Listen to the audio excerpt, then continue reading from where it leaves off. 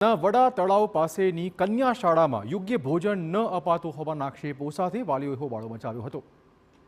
અંતરિયાળ વિસ્તારમાં રહેતા બાળકો માટે સરકારે અલગ અલગ તાલુકામાં રેસિડેન્સી શાળા બનાવી છે, પરંતુ કેટલીક શાળામાં વિદ્યાર્થીઓ સાથે અન્યાય થતો હોય તેવો ઘાટ સર્જાયો છે। વડા તળાવ પાસે આવેલ રેસિડેન્સી શાળામાં હલકી ગુણવત્તાવાળું ભોજન અપાતું હોવાની વિદ્યાર્થીઓએ ફરિયાદ કરી હતી।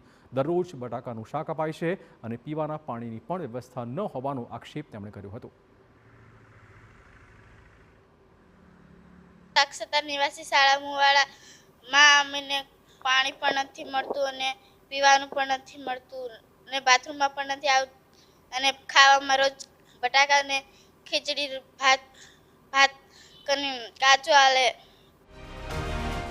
તો શાળામાં વિદ્યાર્થીનીઓને પડતી સમસ્યા વિશે વાલીઓએ શાળાની બહાર સૂત્રોચ્ચાર કર્યા હતા, કારણ કે વાલીઓએ રજૂઆત કરવા માટે શાળામાં જવાની પરમિશન આપવામાં ન આવી, જેના કારણે વાલીઓએ રોષ ઠાલવ્યો હતો। મળવા નથી દેતા કે મળવા જાય તો કે અમને નથી સમય એવો કહે છે કે ખાલી બેસાડી જ રાખે છે બહાર, કંઈ મળવાનું નથી કહેતા એમ। છોકરી કંઈ કીધું નથી પણ કહેતી કે પાણી નથી આવતું અને જમવામાં નથી, મમ્મી સારું એવું કહે છે। છોકરી કાચું જ દરરોજ ખવડાવે છે એવું કહે છે અને પાણી શાક બનાવે એમાં પાણી જ બહુ રેડી દે છે, એવું અમે કેવી રીતના ખાઈએ એવું કહે છે છોકરી। આદિજાતિ વિભાગના પ્રયોજના અધિકારીએ પોતાનો બચાવ કરતા ગોળ જવાબ આપ્યો હતો અને કહ્યું કે વિદ્યાર્થીનીઓની ફરિયાદને લઈને આદેશ આપી દેવાયા છે અને સ્થળ પર જઈ તપાસ પણ કરવામાં આવશે।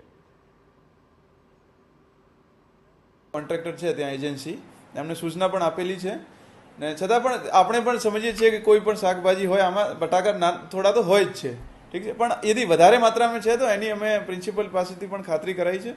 તો આનો અમે એજન્સીને પણ સૂચના આપી છે કે ભાઈ બટાકા એટલા નહીં નાખવા જેટલા આપણે મતલબ જેટલા બી હોય છે આપણે બરાબર એટલા જ નાખવા ને અમે પણ એની તપાસ કરાવશું। હું પણ ત્યાં જઈને એકવાર રેન્ડમલી જમી આવીશ।